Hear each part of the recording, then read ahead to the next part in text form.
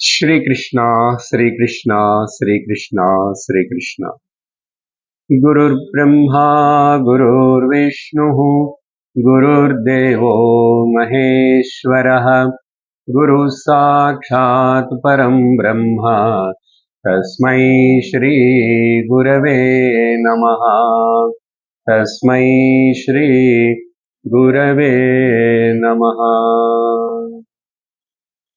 ॐ सहना भवतु सहनौ भुनक्तु सह वीर्यङ्करवावहै तेजस्विनावधीतमस्तु मा विद्विषावहै ॐ शान्ति शान्ति शान्तिः हरि ओम् तत्सत् बृहदारण्यक उपनिषत् இரண்டாவது அத்தியாயத்தில் நாலாவது பிராமணம் மைத்ரேயி பிராமணம். அதிலோ கடந்த சத்சங்கத்தில் 10வது மந்திரத்து வரைக்கும் நம்ம அர்த்தத்தினை பார்த்திருக்கோம். 6வது மந்திரத்திலோ சொல்லப்பட்ட முக்கியமான கருத்து இதகம் சர்வம் எதேயம் ஆத்மா. ஒரு அத்தியாயத்தில் ஒரு கண்டத்தில் அங்கங்க நமக்கு ரொம்ப ரொம்ப முக்கியமான கருத்துகள் கிடைக்கிறது. ரத்னங்கள் போல் மகா வாக்கியங்கள், சிலதெல்லாம் வித்யா சூத்திரம் அவித்யா சூத்திரம் இப்படியெல்லாம் சொன்னோம். இது மகா வாக்கியம்தான். அதுக்கு இப்போ விவரணம் கொடுக்கணும். யாக்ஞவல்கியர் எப்போ ஆத்மாதான் சர்வம் அப்படின்னு சொன்னா, அப்போ காணப்படுற இந்த உலகம் சிருஷ்டி ஸ்திதி இதோடைய லயம் எல்லாமே கூட ஆத்மாக்குள்ளதான் காணப்படுறது, நிஜமா ஆகல, காணப்படுறது. அப்போ அதை சொல்லணும். ஸ்ருதியுடைய எப்பவுமே பத்தத்தை என்னன்னா, ஆத்மா இருக்க முதல்ல, அதுக்கப்புறம் இந்த நாமரூப பிரபஞ்சம் இதெல்லாம் ஆத்மாலோ மாயனால காணப்படுறது, ஒரு தோற்றம் தான். அப்படியே நீ சிருஷ்டி பத்தி எல்லா உபனிஷத்தும் பேசியிருக்க, ஏதோ ஒரு விதமா. ஆனா விதவிதமா பேசும், ஒரே மாதிரி சொல்லாது. அப்போ இங்க கூட மைத்ரேயிக்கு அந்த சந்தேகம் வரக்கூடாது. எல்லாமே ஆத்மான்னு சொல்லும் போதும் எனக்கு காணப்படுற இந்த உலகம் எல்லாம் நீங்க நான் எல்லாமே ஆத்மான்றீங்களா? ஆமா, எல்லாமே எல்லாமே ஆத்மாதான். காணப்படுறது எல்லாம் ஆத்மாலதான் காணப்படுறது, ஆத்மாலதான் இருக்க, ஆத்மாலதான் லயிச்சு போறது. அப்படியே நீ சொல்றதுக்காக 7, 8, 9 மந்திரங்களுக்குள்ள முதல் ஆத்மா எப்படி இந்த நாமரூப பிரபஞ்சத்துக்கு ஸ்திதி காரணமா இருக்கு அப்படின்னு சொல்ற. ஸ்திதி காரணம் என்ன? ஸ்திதி என்ன? இருக்கிறது, இருப்புதல். இருப்புதல் என்ன? சத்தா. அந்த சத்து இருக்கிறதுனாலதான் அது மேல இந்த நாமரூப பிரபஞ்சம் அது நிஜமா இல்லைன்னா கூட மித்தியான கூட காணப்படுறது. காணப்படுறதுக்கு ஏதோ ஒரு ஆதாரம் இருக்கணும் இல்லையோ? அந்த ஸ்திதி ஸ்தானம் ஆத்மா. ஆனா இதெல்லாமே அந்த வார்த்தைகள் சத்தனோ இல்லைன்னா ஆதாரமனோ இது எதுவுமே சொல்லாமே வித்தியாசமா 3 உதாரணம் கொடுத்தாரு 3 மந்திரங்களுக்குள்ள. 3மே சப்தத்துக்கு சம்பந்தப்பட்டது. முதல் துந்துபி முரசு, அப்புறம் சங்கம் வீணா. 3த்துடைய அர்த்தம் ஒண்ணுதான், சரியா? ஒண்ணு கையை வச்சு அடிக்கிறது, ஒண்ணு வாயை வச்சு ஊதுறது, இன்னொன்னு கை உரல் வச்சு மீட்டுறது. அப்படி சொல்லியிருக்காரு. என்ன அதுல அர்த்தம் நம்ம பார்த்தோம். அந்த சப்தம் అనేది சாமானிய காரணம். அதுக்கப்புறம் அதிலோ காணப்படுற பல பல பல வேறான சப்தங்கள், அதே இன்ஸ்ட்ருமெண்ட். இல்லை 3 இன்ஸ்ட்ருமெண்ட்ஸ் எது கொடுத்தாருன்னா இந்த சப்தம் வேరేవా இருக்கு, ఇది వేరేవా இருக்கு, అది వేరేవా இருக்கு. వేరనేది విశేష శబ్దం. అన్న సామాన్యం அந்த శబ్దம் అనేది தன்மாத்திர அந்த தத்துவம் அது ஒண்ணுதான். அப்ப அந்த சாமானிய தத்துவம் అని சொல்றாரே, அது இல்லாம இந்த விசேஷமான சப்தங்கள் ஒரு இன்ஸ்ட்ருமெண்ட்லயே பல வகையான வேறான சப்தங்கள் இல்ல வேற இன்ஸ்ட்ருமெண்ட்ஸ் எதுவுமே கேட்க முடியாது. அந்த சப்தம் అనేది இருக்கணும். சப்த இந்திரியம் இருக்கு, சப்த தன்மாத்திரை இருக்கு, ஆகாசம் இருக்கு. அப்படி சப்தம் அது காமன். அது காமன் சாமானியனால எனக்கு இந்த காது கேட்கலன்னா இந்த காது கேட்கறது, எனக்கு கேட்கலன்னு அவங்களுக்கு கேட்குது. அப்படின்னா அங்க இருக்குல்ல சப்தம், சாமானிய சப்த தத்துவம் சக்தி இருக்குன்றது. விசேஷணங்கள் అనేది வரும் போகும் மாறும். இப்ப இதே ஆத்மாக்கு அப்ளை பண்ணணும்.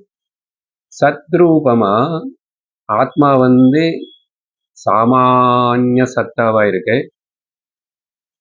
அங்கெங்க அது விசேஷ சத்தாவா வியக்தமாகிறது. விசேஷ சத்தா. விசேஷ சத்தா என்ன? இது குடமா இருக்கு, இது சத்தாவா இருக்கு, இது கிளிப்பாவா இருக்கு, இது இருக்கு. நீங்க இருக்கீங்க, அவங்களும் இருக்காங்க, நான் இருக்கேன். இருக்கேனது சாமானியமா இருக்கு. ஆனா ஆணா இருக்கா, பெண்ணா இருக்கா, குள்ளமா இருக்கா, வைரமா இருக்கா, அப்புறம் மண்ணா இருக்கா, அது கூட சொல்லலாம். மண்ணாவா இருக்கா, கிளிப்பாவா இருக்கா, ஏதோ அது இருக்கட்டும். இருக்குல்ல, இந்த இருப்புதல் இருக்கிறது சாமானியம். அப்போ அசல் விசேஷணங்கள் எல்லாம் நிக்கணும் இருக்கணும்னா இந்த சாமானிய சத்தா இருந்தாதானே. அந்த விதத்துல ஆத்மா அதிஷ்டானம் అని சொல்லி அந்த 3 மந்திரங்கள் மூலமா நம்ம தெரிஞ்சுக்கிட்டோம் விவரணை பார்த்து. அதுக்கு பிறகு சிருஷ்டி பத்தி சொல்லணும், அதையும் பார்த்தோம். சிருஷ்டி பத்தி சொல்லும் போது என்ன உதாரணம் கொடுத்தாங்க?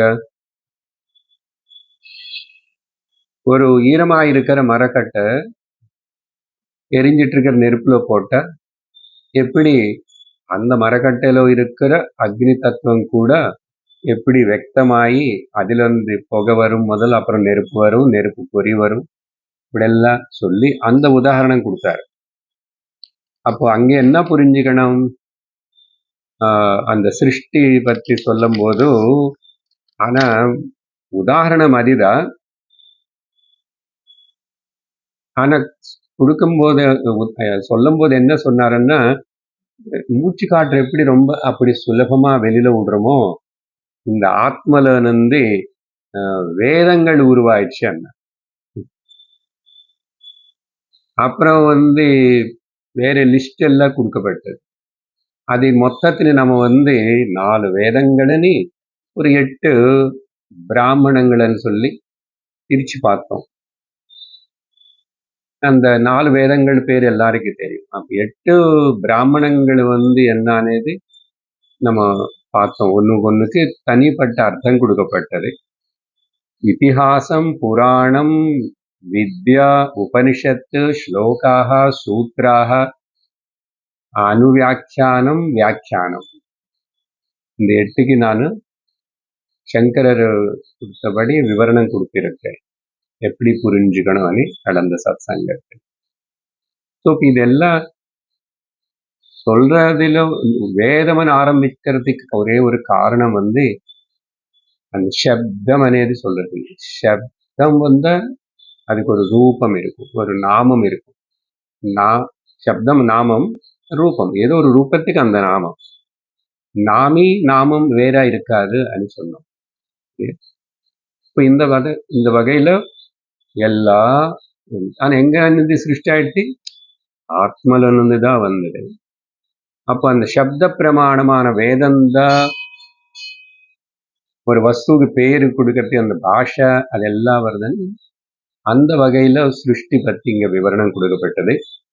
அதெல்லாம் பார்த்ததுக்கு அப்புறம் அப்போ பரமாத்மா சிருஷ்டி ஸ்திதி இது ரெண்டுத்துக்கு காரணம்னு சொல்லி பேசியாச்சு.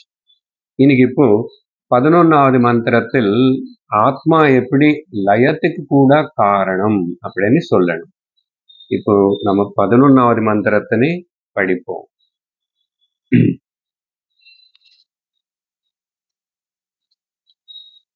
11வது மந்திரம் கொஞ்சம் பெருசா இருக்கு, படிக்கும். स यथा सर्वासामापगः समुद्रः एकायनमेवगं सर्वेषागं स्पर्शानां त्वगेकायनमेवगं सर्वेषां गन्धानां नासिकैकायनमेवगं सर्वेषां रसानां जिह्वैकायनमेवगं सर्वेषां रूपाणां चक्षुरेकायनम् एवगं सर्वेषां शब्दानागुं श्रोत्रमेकायनमेवगं सर्वेषागुं संकल्पानां मन एकायनमेवगं सर्वासां विद्यानागुं हृदयमेकायनमेवगं सर्वेषां कर्मणागुं हस्तावेकायनमेवगं सर्वेषाम् आनन्दानामुपस्थ एकायनमेवगं सर्वेषां विसर्गाणां पायुरेकायनमेवगं सर्वेषां मध्वनां पादावेकायनमेवगं सर्वेषां वेदानां வாகேகாயனம். என்னமோ கேட்கறதுக்கு நல்லா இருக்கு. எல்லா அதே பதங்கள் திருப்பி திருப்பி சொல்றது உபனிஷத்து உடைய ஸ்பெஷல் ஸ்டைல்.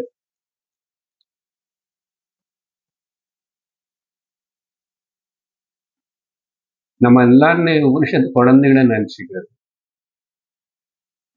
அதனால டீச்சர் குழந்தைகளுக்கு எப்படி சொல்லி தரணும் அப்படின்னு ரிப்பிட்டேஷனா இருக்கு. அர்த்தம் என்னன்னு பார்ப்போம். சாராம்சம் இந்த மந்திரத்தில் ஆத்மா லயஸ்தானமனை சொல்றதுக்கு இந்த மந்திரத்திலோ அந்த லயமனே வார்த்தை உபயோகப்படுத்தாம ஏகாயனம் ஏகாயனம் ஏகாயனம் அயனம் ஏக அயனம்னா எங்க எல்லாமே போய் லயிக்கிறதோ நார அயனம் நாராயணம். ஏக ஸ்தானத்துல எல்லாம் லயிக்கிறதுன்னு சொல்லுவாங்க. அதனால ஏகாயனம் அనే பதம் திரும்பி திரும்பி வந்துட்டு இருக்கு. ஏகாயனம் சொல்லும் போது என்ன உதாரணம் கொடுக்கறது உபனிஷத்துன்னு சொன்னா கடல் சமுத்திர எக்ஸாம்பிள் கொடுக்கறது. சமுத்திரம்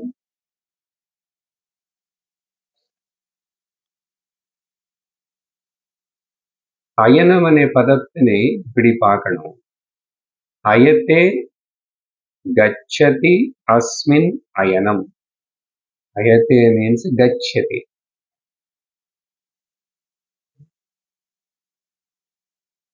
அஸ்மின் எதிலோ போய் எல்லாம் சேர்றது, கச்சதுன்னு போறதோ இல்லைன்னா அயத்தே லீயத்தே. அயத்தேன்னா லீயத்தேன்னு கூட சொல்லணும். லீயத்தே அஸ்மின் இது லயம். லயம்னு சொன்னாலும் அயனம்னு சொன்னாலும் ஒண்ணுதா. இந்த விஷயம் புதுசு இல்லை. இந்த சமுத்திரத்தின் உதாரணம் கொடுக்கறது అనేది முண்டகோபனிஷத்திலேயே ஒரு மந்திரத்துல யதா நத்யः ஸ்யந்தமானாः சமுத்ரே அஸ்தம் கச்சந்தி நாமரூபே விஹாய அப்படின்னு எப்படி நதிகள் எல்லாம் ప్రవహించి పోయి సముద్రతలో అస్తం லயிச்சு மர்ஜ் ஆயிடுமோ அதுக்கப்புறம் எப்படி அதோடைய நாமரூபத்தினை ஊட்டி கொடுக்கிறதோ அங்கேயும் பார்த்தோம். இப்போ அதே போல சமுத்திரம் உதாரணம் தான் கொடுக்கிறாரு. பரமாத்மானே சமுத்திரமனி சொல்லலாம். பரமாத்மானே சமுத்திரமனி நம்ம சொல்லல. முதல் பிராமணத்திலேயே இந்தோபனிஷத்திலேயே பகவானுக்கு ஒரு பேர் சமுத்திரம் அப்படின்னு சொல்லி, ஏன் சமுத்திரம் అని கூப்பிடணும் பகவான் சொன்னா அதுக்கு காரணம் இதுதான். சர்வாணி பூதானி அஸ்மாத் சம் உற்பத்திய திரவந்தி இது சமுத்திரः. எல்லா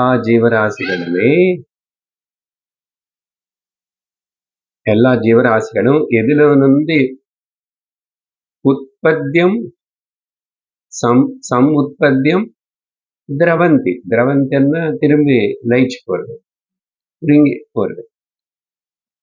அதுக்கு பேர் சமுத்திரம் அப்படின்னு விளக்கம் கூட கொடுக்கப்பட்டது. அதனால இங்க அந்த உதாரணம் எடுத்து சொல்றார். இந்த மந்திரத்தினை புரிஞ்சுக்கிறதுக்கு நமக்கு கன்வீனியன்ட்டா அவர் சொன்னது எல்லாத்தையும் சேர்த்து மொத்தம் இந்த உலகம் மொத்தத்தினே அப்படி கொண்டு வந்து ஒரு லிஸ்ட் எழுதிட்டு இதை புரிஞ்சுக்கிட்டா போதும், உலகம் மொத்தத்தினு புரிஞ்சுக்கணுது போல. அப்படின்னு சொல்லணும்னா 12 பிரிச்சு பார்த்துக்கலாம். என்ன 12? 5 ஞானேந்திரியங்கள், 5 கர்மேந்திரியங்கள், 5 ஞானேந்திரிய விஷயாக, 5 கர்மேந்திரிய விஷயாக, அப்புறம் மனோசங்கல்ப விஷய மனம், அப்புறம் புத்தி விஷயா. ரொம்ப சிம்பிளா சொல்லும் போது 5 + 5 + 1 + 1 12.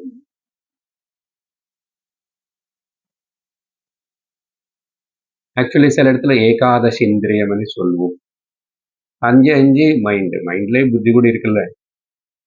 பட் இங்க 12 எடுத்துக்கிட்டா இப்படி. இப்போ இதுல இருந்து விவரணம் அவர் ஒரு ஆர்டர்ல கொடுக்குறாரு. கொஞ்சம் வேற வேற இருக்கும், சிலது விட்டு போனது மாதிரி இருக்கும். நம்ம புரிஞ்சுக்கணும் இது எல்லாத்தையும் பத்தி சொல்றாரு. சரியா? என்ன சொல்றாரு? இந்த லயம் అనేది 3 படிகளா நடக்கிறதுன்னு சொல்றாரு. லயம் అనేది 3 படிகளா நடக்கிறது, ஸ்டெப்ஸ். எப்படின்னு சொன்னா இங்கேயும் சப்தம் எடுத்துக்கிறோம். முதல்ல சொன்னார் சப்தம், அப்புறம் கந்தம் சொல்றாரு, இருக்கு ரசம். எப்படி இந்த 3 படின்னா மறுபடியும் சாமானிய சப்தம்,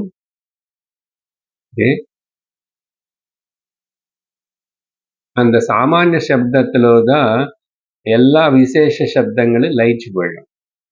இங்க இப்ப சப்தம்னு சொன்னா ஒரு சப்தம் எடுத்துக்கூடாது, மொத்தம் எடுத்துக்கணும். 5 ஞானேந்திரியங்கள் எடுத்துக்கணும். ஸ்பர்ஷ கூட சாமானிய ஸ்பர்ஷ, எல்லா விசேஷ ஸ்பர்ஷಗಳು சாமானிய ஸ்பர்ஷக்குள்ள லயமாகும். அப்போ லயத்துல முதல் பிரக்கிரியா விசேஷண சப்தங்கள் எல்லாமே சாமானிய சப்தத்திலோ,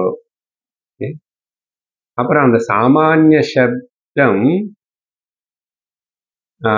சங்கல்பத்திலையோ, சாமானிய சப்த சங்கல்பம்னு மனசு கிட்ட வந்துட்டோம். அப்புறம் சங்கல்பம் ஏன் சொல்றாருன்னா மனசுடைய டெஃபினேஷன் அதானே தத்துவபோதத்துல, சங்கல்ப விகல்பாத்மகா மனக. அப்போ விசேஷணங்கள் எல்லாம் சாமானியத்துக்கு வரணும். சாமானிய சப்தம் வந்து சாமானிய சங்கல்ப மனசுக்குள்ள லயிச்சணும். அதுக்கப்புறம் அந்த சாமானிய சப்த சங்கல்பம், சப்தம் சங்கல்பம்னு இங்க என்ன, நான் இது கேட்கணும் சொல்லி செல்போன் ஆன் பண்றேன், மைண்டு சங்கல்பிச்சுது. அப்போ மைண்டு ஆனா ஆன் பண்ணிட்டா எல்லாம் பண்ண, நான் இது கேட்காம வேற என்னமோ பேசிட்டு யாருக்கு, அப்ப இது கேட்க முடியாது இல்லையா? அப்போ மனசு சங்கல்பிச்சு அது கூட இருக்கணும், இருந்தா அந்த கேட்கறதுனே இது நடக்கும். அப்போ சாமானிய சப்த சங்கல்பம் அது விஜ்ஞானத்துல போய் லயிக்கணும். இங்க விஜ்ஞானம்னா சைதன்யம். यच्चेत् वाङ्मनसि प्राज्ञा तत् यच्चेत् ஞான ஆத்மனி மகதி யச்சேத் அப்படின்னு சொல்லி கட்டோபனிஷத்துல பார்த்தோம். వాక్కు పోయి మనస్సులో, మనస్సు పోయి బుద్ధిలో, బుద్ధి పోయి చైతన్యతలో లயிக்கணும். இந்த ப்ராசஸ் கூட வேற உபனிஷத்துல பல இடத்துல சொன்னதுதான். பட் இங்க கொஞ்சம் வித்தியாசமா இப்படி இருக்கு. ஸோ சாமானிய இப்படி ரிவர்ஸ் ஆர்டர்ல விசேஷம் எல்லாம் சாமானியத்துல ஆயிடுச்சு. அந்த சாமானியம் என்ன இங்க இன்னும் చైతన్యం இல்லை. முதல் அங்க பேசும்போது சாமானியம்னா చైతన్யமா பேசியிருக்கோம்.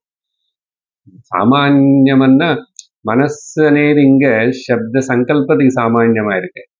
ஒரே மனசு தானே பல சப்தங்கள் கேட்கறது, பல திருஷ்யங்கள் பார்க்கறது, பல ருச்சிகள் பார்க்கறது ஒரு மனசு தானே அங்க வந்துட்டோம். அது చైతన్యத்துல இங்க చైతన్யத்துக்கு விஜ்ஞானம் అని கொடுக்கப்பட்டது. இந்த விதமா இப்போ நீங்க ஒண்ணு அப்ளை பண்ணிக்கணும் எல்லாத்துக்கும். சரியா? அப்படி பார்க்கும்போது இவர் இங்க கர்மேந்திரியங்களது சிலது கொடுத்தாரு. ஹஸ்த கிரகணம். ஹஸ்தம் என்ன பண்ணும்? கிரகணம், பொறுப்புல எடுக்கிறது. விசேஷ கிரகணம் அது சாமானிய கிரகண சக்திக்குள்ள வந்துச்சு. அது எங்க வந்துச்சு? இது எடுக்கணும்னு சங்கல்பம் மைண்ட்ல வந்துச்சு, அங்க மெர்ஜ் ஆயிடுச்சு. అసలు அங்க மைண்டுக்கு பின்னாடி சப்போர்ட்டா இருக்கிறது என்னன்னா விஜ்ஞானம். ஸோ லயம் అనేది இப்படி நடக்கும். இதெல்லாம் தான் தியானம் என்ன வேதாந்த பரம பார்த்தீங்களா? டைம் இருக்கேன்னா கொஞ்ச நேரம் அப்படியே ஒரு இந்திரியத்தினை எப்படி அது எல்லாத்தையும் அப்படியே ரிவர்ஸ் பண்ணி மெர்ஜ் பண்றது எல்லாம் அங்க அந்த உபனிஷத்துல சொன்ன எச்சேத் வாங் மனசி வாக்கன் மட்டும்தான் சொல்லப்பட்டது. அங்க வாக்கன் எடுத்தாவே எல்லா நாமரூப சப்தம் பிரபஞ்சம் மொத்தம் வந்துச்சு. சரியா? அதுக்கப்புறம் நான் சுருக்கமா அதனோட சாரத்தின் எடுக்கிறேன். மனசு கிட்ட வரும்போது மனசுன்னு பத்தியும் சொல்றாரு. மனசுனே ஒரு இந்திரியமா எடுத்துக்கிட்டு மனசு கிட்ட வரும்போது இங்க இந்த 3 ஸ்டெப்பு தேவையில்லை, 2 ஸ்டெப்பு தான். என்ன மனசு நேர சைத்தன்யத்துல சாமானிய மனசு, விசேஷமான மனசு இதெல்லாம் இருக்கு. ஆனா அதெல்லாம் சைத்தன்யத்துக்கிட்ட வரும்போது ஒண்ணுதான். அதனாலதான் చైతన్యத்துல మర్జ్ ఆనదుకు అప్పుడు మనస్సు ఉంగ మనస్సైన మనస్సు అనేది இல்லையே, தூக்கத்துல இல்லையே. ஸோ 2 ஸ்டெப்ல ஆயிடுச்சு. இந்திரியங்களும் உலகம்னு வரும்போது ஒரு ஸ்டெப் எக்ஸ்ட்ரா வருது. அப்புறம் அதே போல இங்க புத்தி பத்தியும் சொல்றாரு, புத்தி விஷயம் கூட சொல்றாரு. சர்வாசாம் வித்யானாகும் అని வந்துச்சு நடுல. பதங்கள் கிட்ட போறது இல்லை. ஓகே. ஆனா கர்ம சர்வேஷாம் கர்மாணாகம் ஹஸ்தா அது சொல்லி இது வந்தது. பட் நமக்கு ஆர்டருக்காக ஞானேந்திரங்கள் எல்லாத்தையும் இப்படி புரிஞ்சுக்கணும். கர்மேந்திரங்கள் எல்லாம் இப்ப புரிஞ்சுக்கணும். மனசு இப்படி புரிஞ்சுக்கணும். இப்படி இப்படி லயிக்க வைக்கணும், கலக்கணும். புத்தி பத்தி சொல்லும் போது ஆல் டைப்ஸ் ஆஃப் நாலேஜ் అని வருது. எல்லா ஃபீல்ட்ஸ் ஆஃப் நாலேஜ் சர்வேஷாகும் வித்யானாகும் ஹிருதயமேகாயனம் ஏவகம். இங்க ஹிருதயம் என்றாரு. ஹிருதயம்னா இங்க அந்த விஜ்ஞான சைத்தன்யம் தான். அப்படி சொல்லி கடைசியில இல்ல, கடைசியில அந்த மந்திரத்துல மாறி மாறி இருக்கு அங்க. அதுதான் ஸ்பெஷலா இங்க ஜனனேந்திரியம் அண்ட் விசர்ஜனேந்திரியம், உபஸ்தா அண்ட் பாயு, அப்புறம் கால்கள் அப்படின்னா ஆல்மோஸ்ட் நீங்க தேடி பார்த்த அந்த மந்திரத்துல 5 ஞானேந்திரியங்களும் 5 கர்மேந்திரியங்களும் வந்துச்சு. ஆனா ஆர்டர்ல அப்படி வரல. சரியா? నడుల్లో మనస్సు வந்துச்சு வித்யா இது வந்தது. அதுக்கப்புறம் திரும்பி கர்மேந்திரங்கள் வரும். அந்த ஆர்டர் அப்படி இருக்கு. சரி, எப்படி இருந்தாலும் விஷயம் அதேதான். இப்படி சொல்லி கடைசியில ஒரு லாஸ்ட் சர்வேஷாம் வேதானாம் வாகேகாயனம். பாருங்க, எல்லா வேதானாம், வேதானாம்னா எல்லா சப்த பிரபஞ்சம் மொத்தம்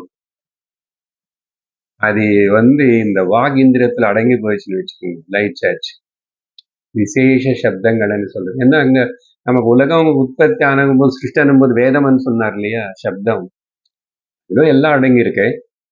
அதனால சர்வேஷாம் வேதானாம் வாக், வாக்குக்குள்ள அடங்கிடுச்சுன்னு அந்த வாக்கு. அப்புறம் வாக் ஏகாயனம்.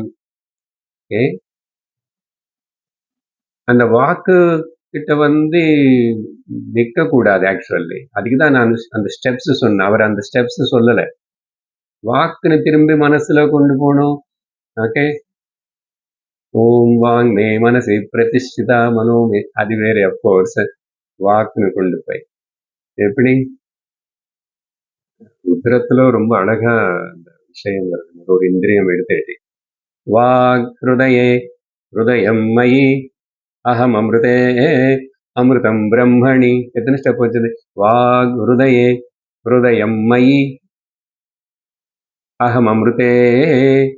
அகம் அமிர்தன்னு இங்க அந்த ஜீவன் அகங்காரத்து கூட அகம் அமிர்த, நான் அமிர்தம் தான். அமிர்தம் பிரம்மணி 4 ஸ்டெப் ஆயிடுச்சு பாத்தீங்களா? ஸ்ரோத்ரகம் ஹிருதயே ஹிருதயம் மயி அகம் அமிர்தே அமிர்தம் பிரம்மணி. இப்படி பேராகிராஃப் வரும் அந்த ஸ்டெப்ஸ். அதனால இங்க அந்த ஸ்டெப்ஸ் சொல்லல அவர். அதுக்கப்புறம் என்ன பண்ணணும், விசேஷணத்தின் சாமானியத்துல கலக்கிறது மட்டும் சொன்னாரு. அதுக்கப்புறம் அது போய் மனசு விஞ்ஞானம். 4 ஸ்டெப் ஆகுது. புரியுதா?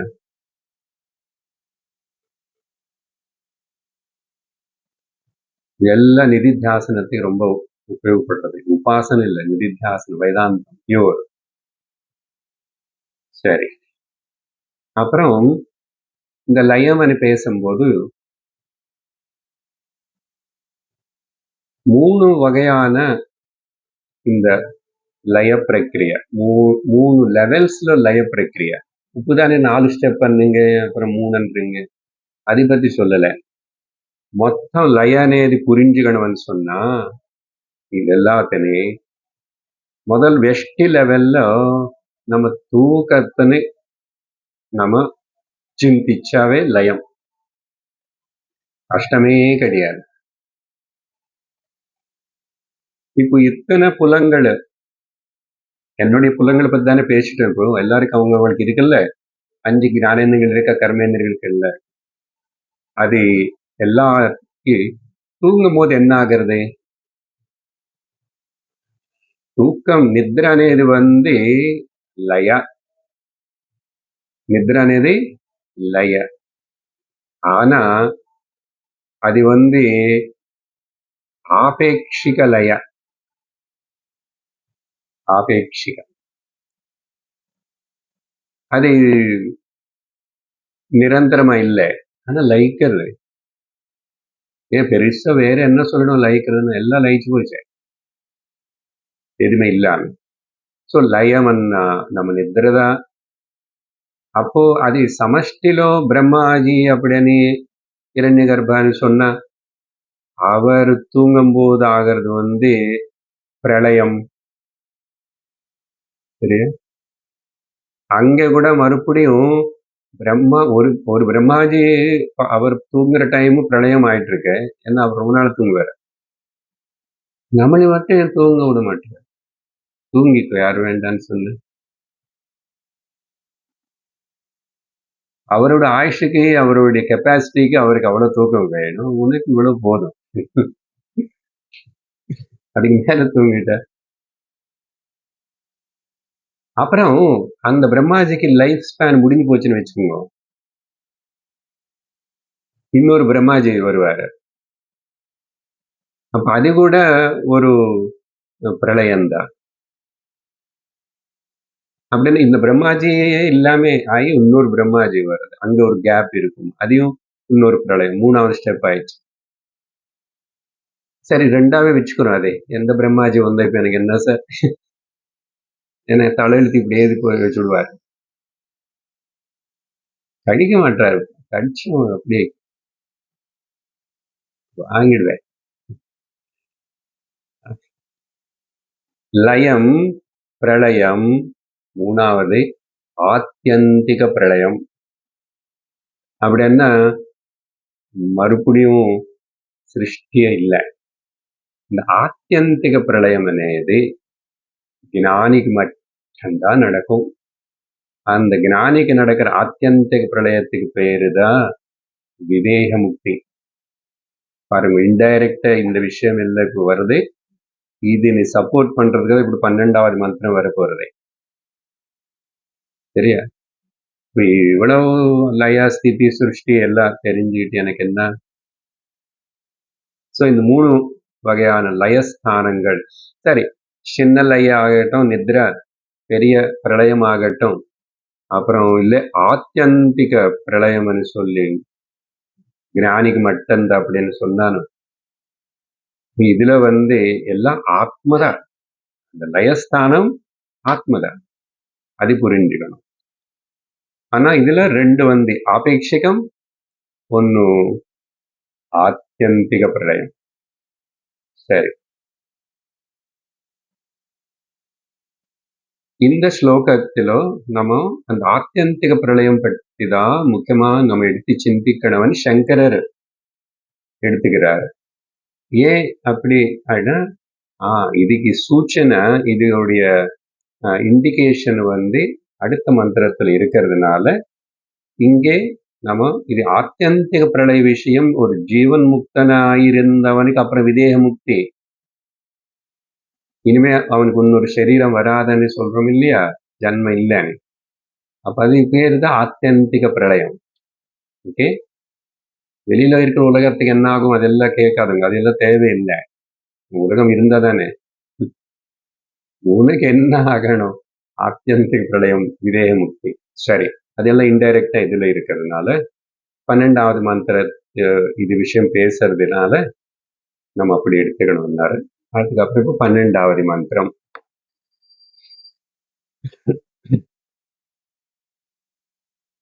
ச யதா சைந்தவ கில்ய உதகே பிராஸ்தஹ உதகமேவானு விலேயேத ந ஹாஸ்யோத்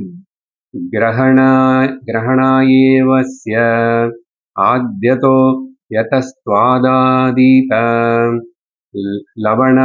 லவணமேவைவம் வா அரே இதம் மஹத்பூதம் அனந்தமபாரம் விஜ்ஞானகனம் ஏவைதேभ्यो பூதேभ्यः சமுत्थाय கான்யேவானு வினஷ்யதி ந பிரேத்ய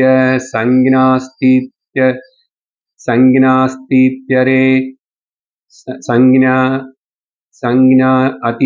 சஞ்ஞா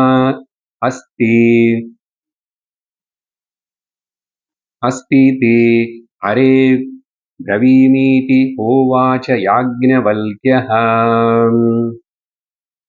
சேர்ந்து படிச்சான்னு பரவாயில்ல, பிரிச்சா ஏதோ கொஞ்சம் மீனிங் வெளியில வரும். ரொம்ப முக்கியமான மந்திரம். மேல 3 மந்திரங்கள் ஸ்திதி இல்லையா, இது முக்கியமான விஷயம் தெரிஞ்சா போதும். பட் இங்க அப்படி இல்லை. இது வெரி இம்பார்ட்டன்ட் அனாலிசிஸுக்கு. பெரிய அனாலிசிஸ் இல்லை, பயப்பட வேண்டாம், விஷயம் இருக்கு. ஸோ இந்த மந்திரம் தான் ஞானிக்கு மட்டும்தான் அந்த ஆத்யந்திக பிரளயம் விதேக முக்தி ஏற்படும் சொல்லிட்டு அது அந்த விஷயத்தினை மேல சூச்சனை பண்ண விஷயத்தினை இங்க அது ஃபர்தரா இண்டிகேட் பண்ணி எக்ஸ்பிளைன் பண்ண போறது. பதார்த்தம் அப்புறம் பார்க்கிறோம். ಜ್ಞಾನಿ முதல் சாஸ்திரம் சிரவணம் எல்லாம் பண்ணாரு. குரு கிட்ட எல்லாம் பண்ணதுக்கு அப்புறம் அவனுக்கு ஞான நிஷ்டை ஏற்பட்டதுனால அவன் ஜீவன் முக்தன் ஆயிட்டார். இருக்கும்போதே முக்தனி நான் முக்த சொரூபம்னு தெரிஞ்சுக்கிட்டாரு. அப்போ அந்த சமயத்துல என்ன இருக்கு அங்க? ஞானி అని தனியா யாராவது இருக்கானா அப்படின்னா வெஷ்டி அபிமானப்படுற கிறிஸ்டலைஸ்டு ஆர் லொகேட்டட். கிறிஸ்டலைஸ்டுன்னா சொலிடிஃபைடு, இல்லைன்னா அபிமானப்படுற ஒரு தனிப்பட்ட இண்டிவிஜுவாலிட்டி வெஷ்டி இருக்குது. அது எப்படி இருக்குன்னா இருக்கிறதுன்னா நிஜமா இல்ல, இப்போதைக்கு இருக்கு. அது ஆஸ் தோ வச்சுக்கணும். எப்படின்னா புலங்களு மனசு சரீரம் மனசனே சங்காத்தம் காம்பினேஷன் மூலமா புலங்கள் மனசு புத்தி இந்த மூணுத்துடைய அந்த காம்பினேஷன் மூலமா சங்காத்தம்னால அங்க அந்த சங்காத்தம்னா கூட்டணி. அந்த கூட்டணி வந்தாவே அது கொஞ்சம் ஏதேதோ சேரி ஆயிடுச்சு. அதுக்கு பேரு தான் கிறிஸ்டலைஸ்டு, கான்சென்ட்ரேட்டட், வெஷ்டி அப்படின்னது உருவாயிருக்கு இல்லையா? உருவாயிருக்கு. ஜீவன் முக்தனா இருந்தவனு கூட எல்லாருக்கும் அதுதான் இருக்கு. அது மட்டும் இல்லை, எப்போ இந்த அபிமானப்பட்டி தனியா வெஷ்டியா இருக்கிற இந்த ஒரு மனுஷனு இவன் மூவ் ஆகுறானோ, அங்க போறான் இங்க வரான் அது செய்யறான், அப்போ அது கூட அந்த சைத்தன்யம் கூட மூவ் ஆகிறது போல் நமக்கு தோணுது. சைத்தன்யம் கூட நமக்கு கூட மூவ் ஆகிட்டு இருக்கேன்னு சொல்லிட்டு கான்சியஸ்னஸ் கூட அது கூட மூவ் ஆனது போல் சொல்லணும். ஆஸ் தோ கான்சியஸ்னஸ் இஸ் மூவிங், ஆஸ் தோ கான்சியஸ்னஸ் சைத்தன்யம் இப்படி சொலிடிஃபை ஆகி அபிமானம் ஒரு அபிமான வெக்தி ஆகி வெஷ்டி ஆகி ஒரு தனிப்பட்ட இண்டிவிஜுவலா ஆனது போல் அது மூவ் ஆகிறதுனால கான்சியஸ்னஸ் கூட மூவ் ஆகிறது போல். அது மட்டும் இல்லை, நிறைய அபிமானப்படுற அகங்கார இண்டிவிஜுவல்ஸ் வெக்திகதமான மனிதர்கள் நிறைய பேர் இருக்கிறது போல் பாருங்க. 3 எல்லாம் போல் தான். இதெல்லாம் சேர்ந்து கிறிஸ்டலைன் மாதிரி ஒரு பண்டிலான மாதிரி ஒரு கூட்டணி. அப்புறம் அந்த கூட்டணி மூவ் ஆகிறதுனால அது கான்சியஸா இருக்கு. பேசுறது, எல்லாம் செய்யறது, தெரிஞ்சுக்கிறது, புரிஞ்சுக்கிறது, வாதிக்கிறது, விவாதம் பண்றது, டபாய்க்கிறது எல்லாம் செய்யறது. அதனால இதெல்லாம் விட சைத்தன்யமே பண்றது போல். அதுக்கப்புறம் பல சைத்தன்யங்கள் பல இண்டிவிஜுவல்ஸ் எல்லாம் இருக்கிறது போல் தெரியறதா? எல்லாம் தெரிஞ்சது தானே சொன்னேன், தெரிஞ்சதா சொன்னேன்.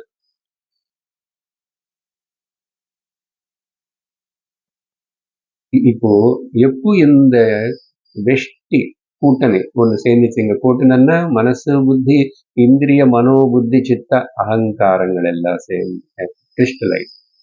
எப்போ இது உடஞ்சு போறதோ, ஸ்கேட்டர்ட் ஆயிடுதோ, உடஞ்சு போறதோ, டிசால்வ் ஆயிடுச்சுன்னு சொல்லலாம். என்ன ஆயிடுச்சு? அது அந்தந்த இந்திரியம் அந்தந்த தேவத்துக்குள்ள போச்சு. பஞ்சபூதங்களுடைய இந்த காம்பினேஷன் இதுல பூமி தத்துவம் பூமிக்குள்ள, ஜல தத்துவம் ஜலத்துக்குள்ள, இப்படி அதாவது அந்தந்த பஞ்சபூதத்துக்குள்ள போயிடுச்சு. அப்படி டிஸ்இன்டிகிரேட் ஆகி போச்சு, டிசால்வ் ஆயிடுச்சுன்னு சொல்லலாம். எங்க டிசால்வ் ஆயிடுச்சுன்னு சொல்லணும்? சமஷ்டி பஞ்சபூதங்கள் சமஷ்டி அந்தந்த தேவதைகளோடு டிசால்வ் ஆயிடுச்சு. சரியா? இதுக்கு இப்போ உதாரணம் கொடுக்கிறாரு இங்க இந்த விஷயம் சொல்றதுக்கு. மறுபடியும் ஒரு சமுத்திரத்து சமுத்திர இல்லைன்னா சால்ட்டி வாட்டர், அதனால சைந்தவ అని ఉపయోగిస్తారు. సింధు అన్న సముద్రத்துக்கு இன்னொரு பேரு சிந்து. அந்த சமுத்திரம் சமுத்திரத்திலிருந்து உருவாகி காணப்படுறதுனால சைந்தவ. அதனால உப்புக்கு பேரு சைந்தவ லவணம். லவணம்னு கூட சொல்ல வேண்டாம், சைந்தவம்னு சொன்னாவே போதும். அப்படின்னு உப்பு சைந்தவம் கொண்டு வாங்க. ஆனா சம்ஸ்கிருதத்துல ப்ராப்ளம் நமக்கு இங்கே வந்துச்சு. சைந்தவம்னா ஹார்ஸ் கூட. அவன் உண்மையாவே சைந்தவம் கொண்டு வந்து எக்க வச்சுட்டா பக்கத்துல இருக்காங்க நிறைய. அதனால ஒருவேளை அதான் கேட்கிறாரோன்னு சொல்லிட்டு இந்த சமைக்கிறவன் பரிமாறுறவனுக்கு தெரியல, அவனுக்கு தெரிஞ்சது சைந்தவம்னு.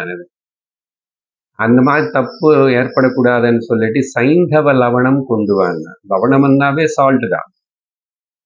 சமுத்திரத்திலிருந்து உருவாக்கப்பட்ட சால்ட் வேணும்.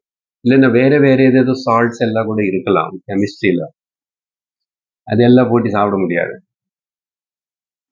சரி, மொத்தத்துல இங்க வந்து அந்த உதாரணம் எடுத்துட்டு எப்படி அந்த సముద్రం అనేది ఉప్పు జలం, అది మొత్తమే ఉప్పు, సాల్ట్ వాటర్. సముద్రம்னாவே சால்ட்டி இல்லையா? கில்வான்னு சொன்னா ஒரு கிறிஸ்டல்,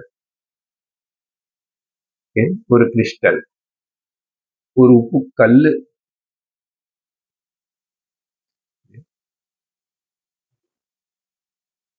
அப்புறம் அதுல அந்த கிறிஸ்டல் உப்பு கல்லுன்னு வந்து அவர் நேரா என்ன சொல்றாருன்னா, ஒரு உப்பு கல் இருக்கு, அந்த உப்பு கல்லுன்னு கொண்டு போய் நீ அந்த உப்பு ஜலத்திலேயே, ஓகே, ஒரு டம்ளருக்கு கடல் ஜலம் எடுத்துக்கணும், கடல் ஜலம் எடுத்துக்கணும், உப்பும் இருக்கு உங்களுக்கு, அது வந்து அதுல போட்டாச்சுன்னா அது கருங்கி போயிடும். நமக்கே தெரியும், நம்ம கலக்கவும் வேண்டியதில்லை, கரிஞ்சு போயிடும். கரைஞ்சு போனதுக்கு அப்புறம் இப்போ நீங்க போட்ட அந்த உப்பு கல்லுன்னு, அதே உப்பு கல்லுன்னு திரும்பி எடுக்க முடியுமா? யாருனாலையும் முடியாது அப்படின்னு சொல்றாரு.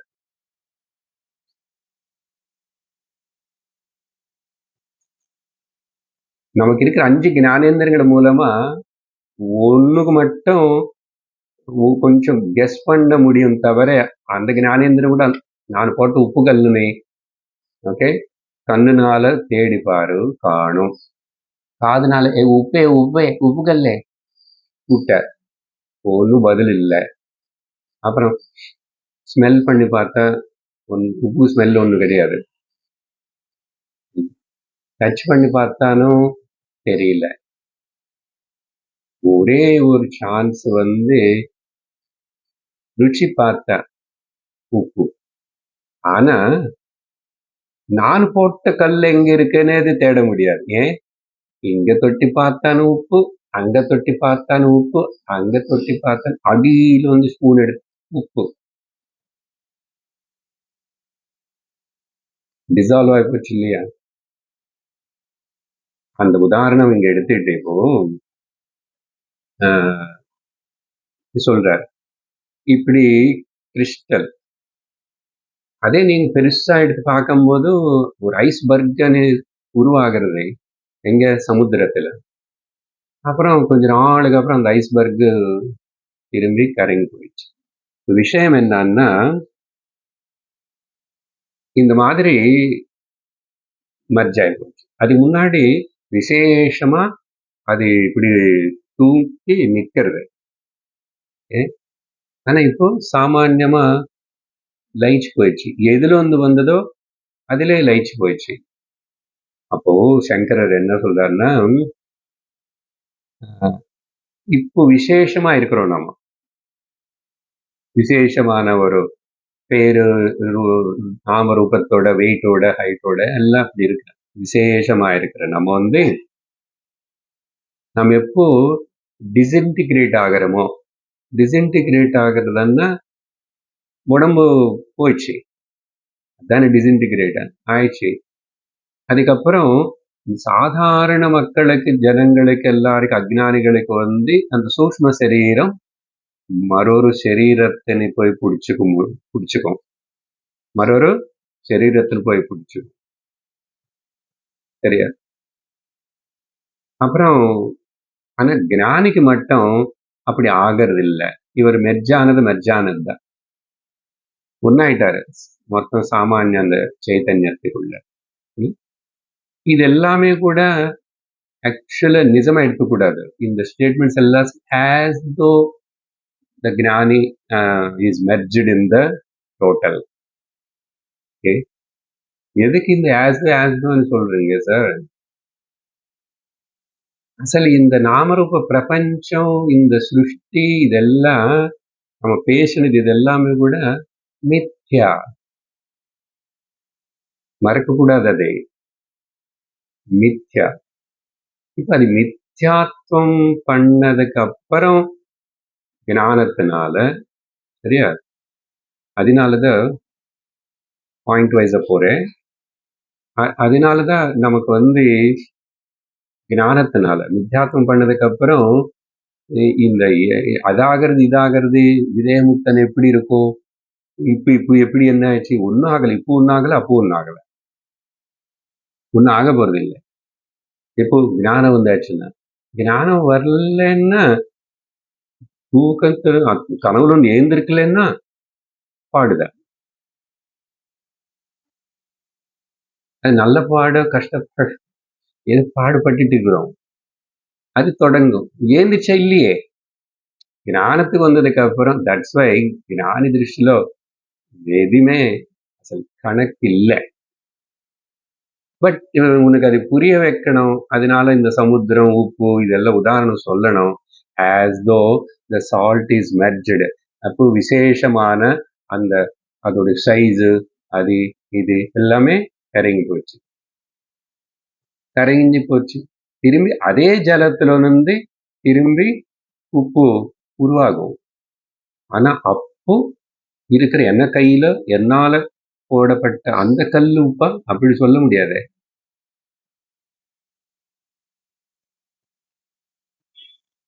திரும்பி கனவு வரும் தூங்கிட்டேன். இப்ப அதே கனவு வருமா என்ன, ஒன்னும் சம்பந்தம் இல்லை.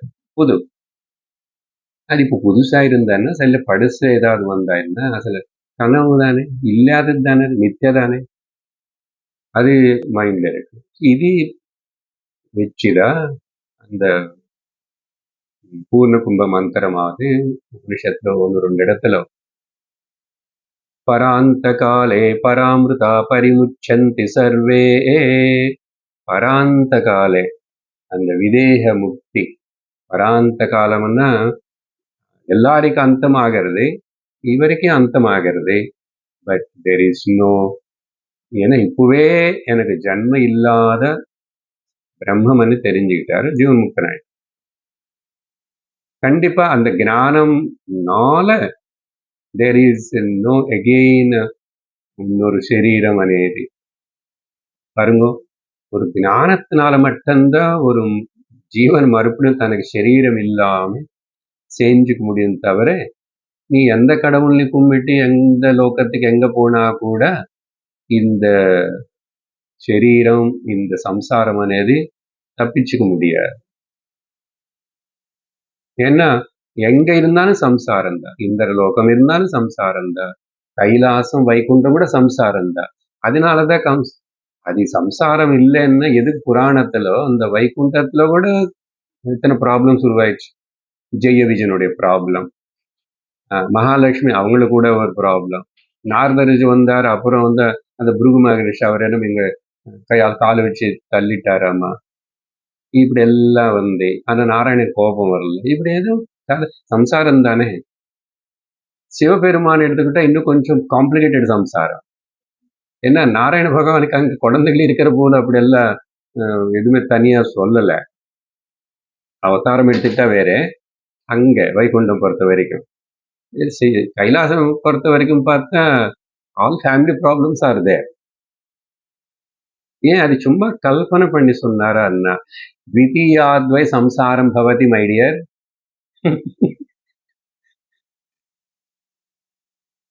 அம்பாள் இருக்கிறவள் சும்மா இருக்கிறானா? அவங்களுக்கு கோபம் வருது. நல்ல ஸ்டூடெண்ட் போல இருக்கிறான், உட்காந்துரும் அப்பப்போ கேட்டுக்கிறான். ஆனா அப்பப்ப ஏன் அப்படி ஆயிடுறான்? ஆயிடுறான்ல. அதனால விஸ்வாமித்திரர் தபசக்தினால அவர் திரிசங்கு ஸ்வர்க்கம் உருவாக்கிட்டார். So what? மனசு தானே. நானும் கனவுல ஸ்வர்க்கம் உருவாக்கிக்கிறேன், ஒன்றும் வித்தியாசம் இல்லை. புரிஞ்சுதா? அப்போ விசேஷமா ரொம்ப முக்கியமான மந்திரம். இந்த மாதிரி உபனிஷத்துல இந்த உபனிஷத்துல இந்த உப்புக்கல் உதாரணம் கொடுத்து நமக்கு சொல்றது. இப்போ முதல் சிருஷ்டி சொல்லும் போதும் கொடுத்த உதாரணம் சவுண்டு, ஸ்திதிக்கு சிருஷ்டிக்கு சொல்லும் போது நெருப்பு போட்ட அந்த காட்டு. இப்போ உப்புக்கல். சரியா? இங்க என்ன எடுத்துக்கணும்? சமுத்திரம், உப்புக்கல். சமுத்திரம் என்பது ஆத்ம தத்துவம், இந்த உப்புக்கல் అనేది ஜீவ தத்துவம். சரியா? அப்படி எடுத்துக்கிட்டு பார்க்கும்போதும் இப்போ அது சங்காத்தமாய் ஏன் அது உப்புக்கல் ஆயிடுச்சுன்னு சொன்னா சங்கரர் அதுக்கு எழுதுறாரு.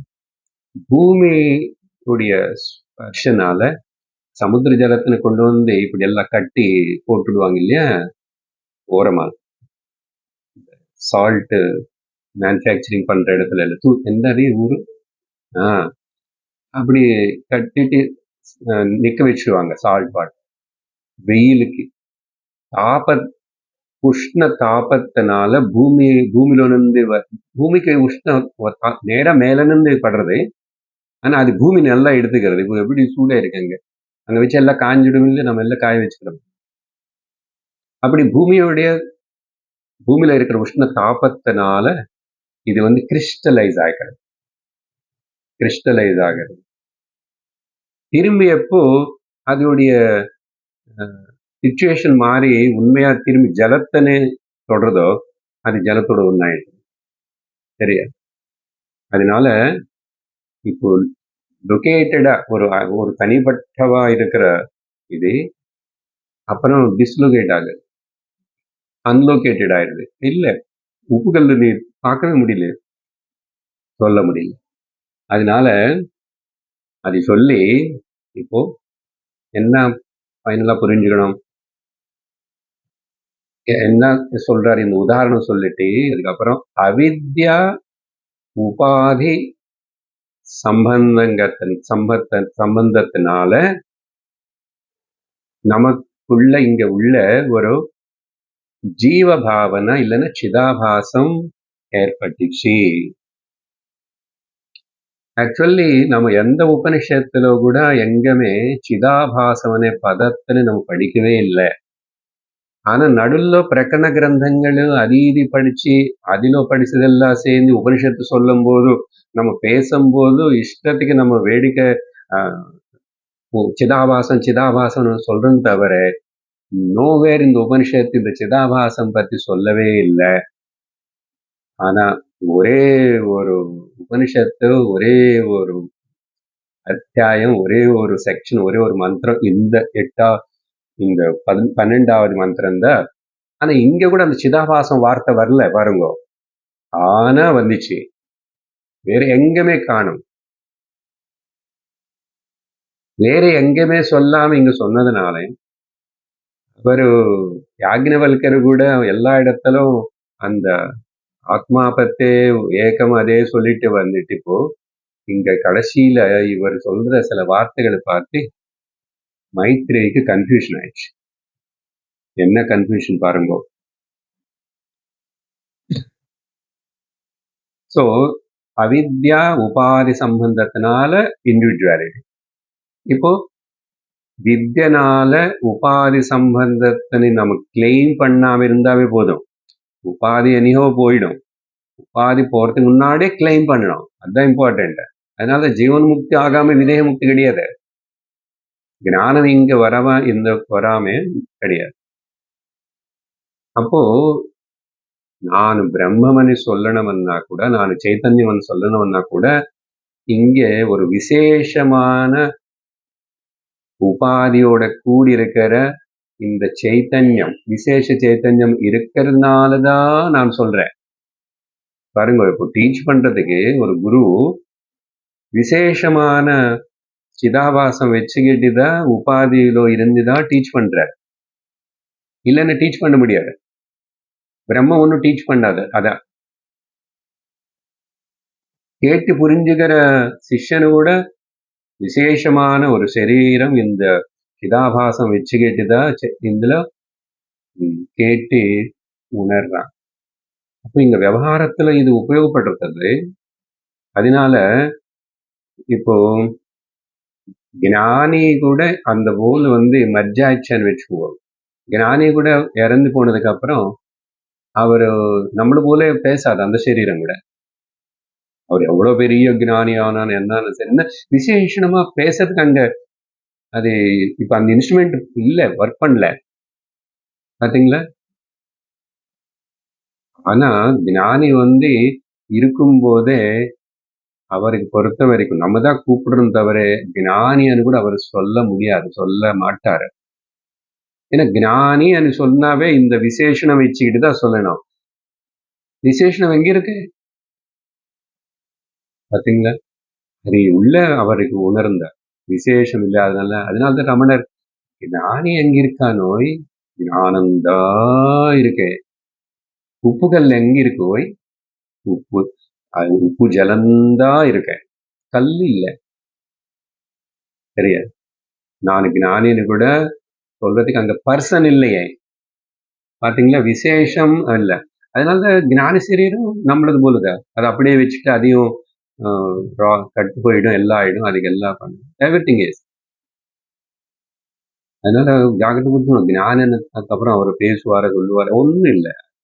என்ன ஆயிடுச்சுன்னா இருக்கும்போதே இந்த உபாதிகள் எல்லாமே கிளைம் பண்ணல.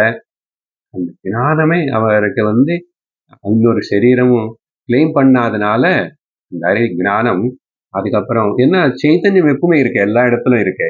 ஆனா விசேஷமா இந்த சரீரத்துல இப்போ வியக்தமாகல. இனிமே இன்னொரு சரீரம் எடுத்துக்காதது வியக்தமாகணும்னு அவசியம் இல்லை. தான் இருக்கும். இப்போ சமுத்திர ஜலத்துக்கு தான் அலையா மாறலன்னா என்ன குறை? சமுத்திர ஜலத்துக்கு தான் உப்பு கல்ல மாறலன்னா என்ன குறை? அனந்தமா அகண்டமா இருக்கு. இப்ப அந்த அனந்தமா அகண்டமா இருக்கிற விஷயம் சொல்லணும். இவர் அந்த சைந்தவ கில்வ அதெல்லாம் சொல்லிட்டு உதகத்துல போட்டதுக்கு அப்புறம் அது கரங்கி போனதுக்கு அப்புறம் யாருனாலையும் திரும்பி கிரகணம் பண்ண முடியாது, எடுக்க முடியாது. யதஹ தூ ஆததீத்த லவணமேவ ஏவம் வா அரே இதம். அதனால அது எப்படியோ, அதனால யதா இந்த லவணம் உப்பு ஜலனுடைய விஷயம் எப்படியோ அதே போல் திருஷ்டாந்தம் சொன்னாரா, அதே சொல்லி மைத்ரி கேக்குறியா, இதம் ஏது எந்த சைத்தன்யம் எந்த பிரம்மனை பத்தி நான் பேசுறானோ இதம் இங்க இருந்து ரொம்ப இம்பார்ட்டன்ட். மகத் பூதம். நம்ம சைத்தன்யத்துக்கு பல இடத்துல பல விதமா, இப்போ ராமகீதையில ராமர் நிறைய சொன்னார். கீதையில ஆத்மா பத்தி லட்சணங்கள், ஸ்வரூப லட்சணம். மகத் பூதம். மகத்தன்னா ரொம்ப சிறந்த மகத். மகத் பூதம்னா பெரிய சத்தியம், அல்டிமேட் ட்ரூத், சத்தியம். அதுக்கப்புறம் ரெண்டாவது பூதம்னா இங்க பஞ்சபூதம் எடுத்துக்கூடாது. எல்லா பஞ்சபூதங்களுக்கும் காரணமா இருக்கிற மகத் பூ. ஓகே, அதனால பூன்னா சத்தாயாம், சத்தாயமான இருப்புதல், மகத் இருப்புதல், மகாசத் இருக்கிறதுனால அந்த பூதம் வார்த்தைங்க மகத் பூதம். ஸோ மகத்துன்னு சத்தியமான பெரிய சத்தியம், மகத்துன்னா சிறப்புன்னு அர்த்தம். பூதம்னா எதுக்கு எல்லாத்தையும் காரண வஸ்துவா இருக்கின்றனதோ, அப்புறம் அதனால மகத்பூதம் அப்படின்னு சொன்னாரா. இங்க அதுக்கப்புறம் என்ன வார்த்தை? அனந்தம். ஓகே, அனந்தம்னா அந்தம் இல்லாதது அப்படின்னா தேச ரஹிதம் அர்த்தம். ஓகே, அபாரம்னா கூட எண்ட்லெஸ் அர்த்தம், பட் காலரஹிதம் அர்த்தம். இந்த இடத்துல அனந்தம் அபாரம்னு சொல்லும் போது தேசரஹிதம் அண்டு காலரஹிதம்.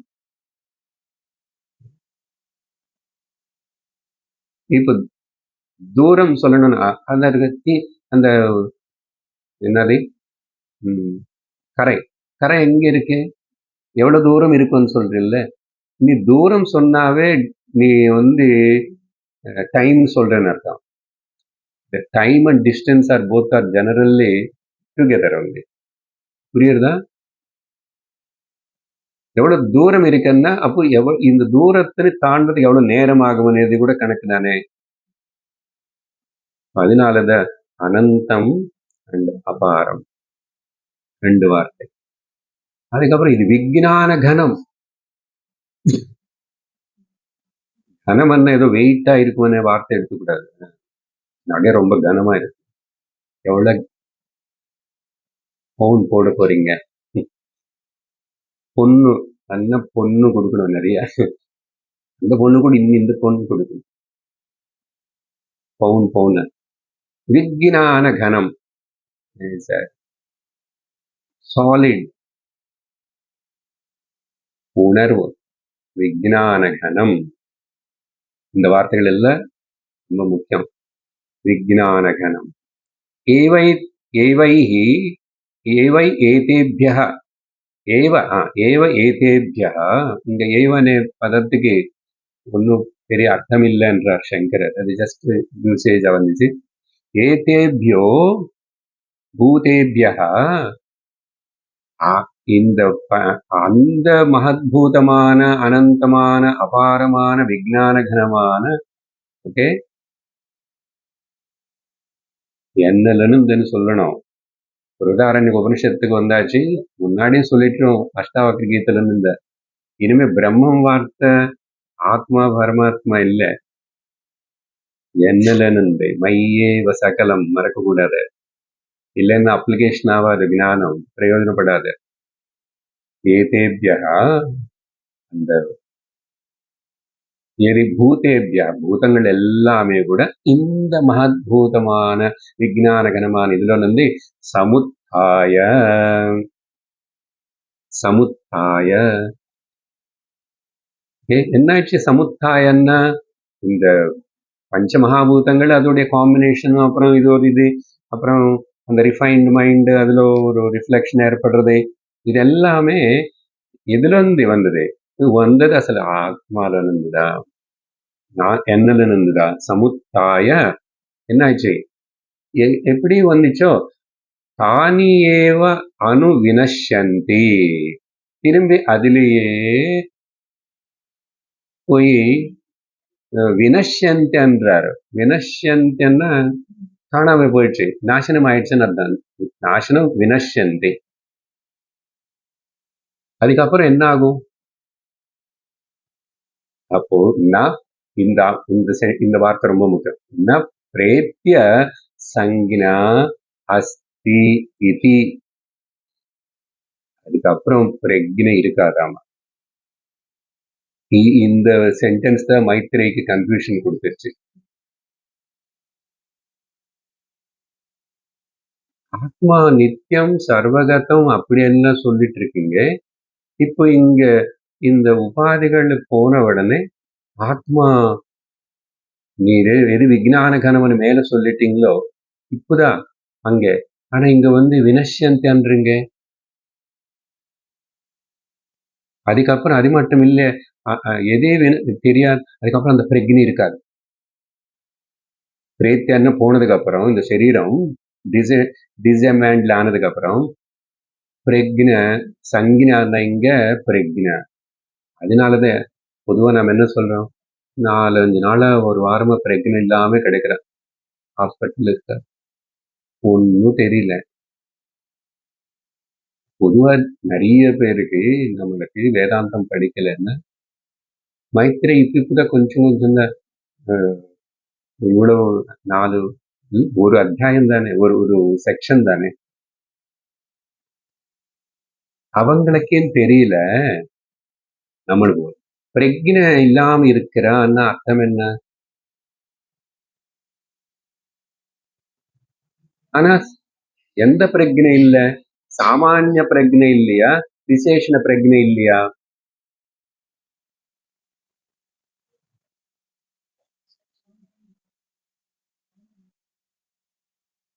சாமானிய பிரக்னை இல்லாம எப்படி போகும், எங்க போகும்? என்ன பிரக்னை இல்லைன்னு பாருங்க. நமக்கு விசேஷண பிரக்னா சாமானிய பிரக்னா 2 இருக்கு అనేది பொதுவா நிறைய பேருக்கு தெரியும். இப்போ கேள்வி கேட்ட உங்களுக்கே சந்தேகம் வந்துச்சு. அங்க விசேஷண பிரக்ன ஜீவனே அந்த அகங்கார பிரக்ன கரெக்டா சொல்லணும்னு சிதாபாசம். பாத்தீங்களா? அந்த சிதாபாசம் అనేది நம்ம இத்தனை பிரகரண கிரந்தம் படிச்சு அப்புறம் திருஷ்ய விவேகம் படிச்சு எல்லாம் படிச்சதுனால தெரிஞ்சது. பாப்போம், மைத்திரை கூட தெரியல. நடுல எதுக்கு கூட கூட பிரகரண கிரந்தங்கள் இவ்வளவு படிச்சோம், படிச்சு இப்ப கூட பிராக்டிக்கல் ஒரு கேள்வி கேட்டா அங்க முடிச்சுட்டு இருக்கோம். எந்த பிரக்னை இல்லாம கிடக்கிறான்? விசேஷ பிரக்னை கூட இல்லைன்னு சொல்ல முடியாது. விசேஷ பிரக்னை அங்க இல்லைன்னு அந்த சிதாபாசம் காலியா இருக்கும். இருக்கானே, பூர்ணமா போலியே. ஆனா அந்த விசேஷ பிரக்னை கூட கொஞ்சம் இந்த சரீரத்துக்கு பூர்ணமா ஒட்டி இல்ல. எப்படி? தூக்கத்துல போலுதா? அவனுக்கு பொறுத்த வரைக்கும் அது தூக்கம் போலுதான். நமக்கு பொறுத்த வரைக்கும் 4 நாள் தூங்குறான், 1 மாசம் தூங்குறான், கோமா, மயக்கம், மூர்ச்சை, இது எல்லாமே அந்த விசேஷ பிரக்னை. தூக்கம் நம்மளோட பாட்டுக்கு நம்மளே திரும்பி எழுந்திரிச்சுக்கிறோம். ஏதாவது ஆகி அப்படி இருக்கிறவன் ஹாஸ்பிட்டல்ல எழுந்திரிச்சுக்கிறது இல்லை. அது கொஞ்சம் பிரயத்தனம் பண்ணி அப்படி பண்ண கொஞ்சம் காலமான திரும்பி அதை எழுந்திரிச்சுக்கலாம். எதிரில் இருக்கும்போது பிரக்னை அப்ப இல்லாம இருக்குன்னு சொல்லலாமா? சொல்லக்கூடாது. அது மட்டும் இல்லை, இப்போ வேதாந்தம் படிச்சவங்க நம்ம பிரக்னை இல்லாம இல்லை, சாமானிய பிரக்னை பிரம்ம சைத்தன்யம் எப்பவுமே இருந்துட்டு இருக்கே. ஓன்லி இந்த உபாதி மூலமா வியக்தமாகிற விசேஷ பிரக்ன சிதாபாசம் அது கூட தற்காலத்தை. பட் இப்ப இறந்து போயிடுச்சுன்னா ஞான விஷயத்துல என்ன சொல்றாரு, இது ஞான விஷயம் மனசுல வச்சுக்கிட்டவரு அந்த பஞ்சபூதங்கள் எல்லாத்தையும் டிசன்டிகிரேட் ஆனதுக்கு அப்புறம் உபாதிகளும் அது கூடயே இந்த சிதாபாசம் வினஷ்யதி. ஆனா அந்த வார்த்தை இல்லைங்க. மைத்திரி என்ன பண்ணும் பார்ப்போம். எதுல இந்த பஞ்சபூதங்கள் எல்லாம் உருவாயிச்சோ திரும்பி அந்த பஞ்சபூதங்கள் எல்லாம் நாசனமா எல்லாமே இதாகும் போது டிஸ்மேண்டில் ஆகும்போது அது கூட இதையும் நாசனம் ஆயிடும்.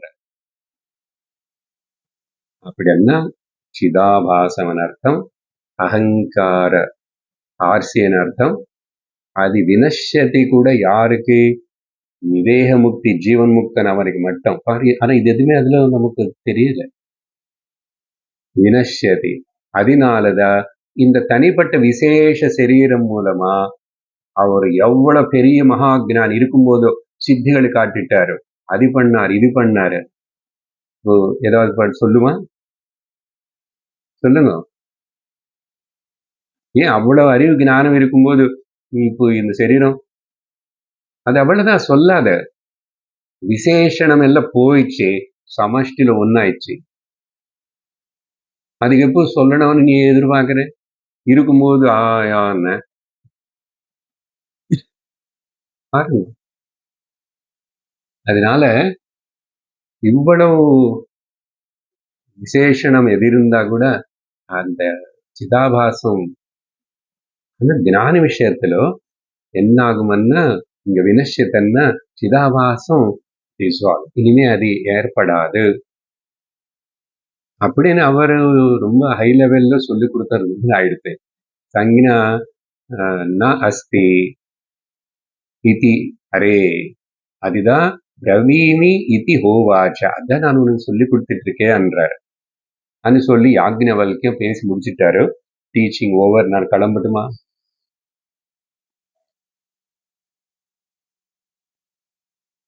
அந்த அம்மா வந்து என்ன இப்படி புரியாத போல ஏதோ பேசிட்டு கிளம்புறேன் கிளம்பு அப்படி நம்மள மாதிரி திட்டல, கோச்சிக்கல. ஏ பகவான் அப்படின்னு சொல்லி நீங்க இப்ப சொன்ன இந்த லாஸ்ட் விஷயத்துல எனக்கு ஐ காட் டெல்யூடட். என்ன இப்படி மோகப்படுத்திட்டு என்னமோ பேசிட்டீங்க அண்ணா. அந்த 13வது மந்திரத்தில் என்ன அதனை அப்ப அதுக்கு என்ன யாக்ஞவல்கர் பதில் சொல்றாருன்னு பார்த்தா இந்த அத்தியாயம் இந்த செக்ஷனை முடியும். ஸோ ரிமெம்பர் இந்த 12வது ரொம்ப முக்கியம். ஜீவன் முக்தன் அப்புறம் விதேக முக்தன் ஆகிறது. ஆத்தியந்திக பிரளயம் அது ஞானத்தினால மட்டும்தாகும். இங்கதான் அந்த சிதாபாசவனே விஷயத்தினை அங்க நேர அந்த வார்த்தை உபயோகப்படுத்தலைன்னு கூட ஆல்மோஸ்ட் சொன்னது போலதான். அந்த கிறிஸ்டல் அப்படி அப்புறம் மர்ஜானதுக்கு அப்புறம் இல்லை என்னது வேற உதாரண சாந்தங்களோட பார்த்தா கூட இங்க அதுக்கப்புறம் அது மர்ஜாயி கரங்கி போயிடுச்சுன்னா இப்ப அது திரும்பி இல்லை. விதேக முக்தி ஆத்தியந்திக பிரளயம் சொல்லப்பட்டதுன்னு ஞாபகம் வச்சுக்கிறோம். ஓம் பூர்ணமத பூர்ணமிதம் பூர்ணாத் பூர்ணமுதச்யதே பூர்ணஸ்ய பூர்ணமாதாய பூர்ணமேவாவசிஷ்யதே. ஓம் சாந்தி சாந்தி சாந்தி. ஹரி ஓம் ஸ்ரீ குருப்யோ நமः. ஹரி ஓம். ஹரி ஓம் தத்சத்.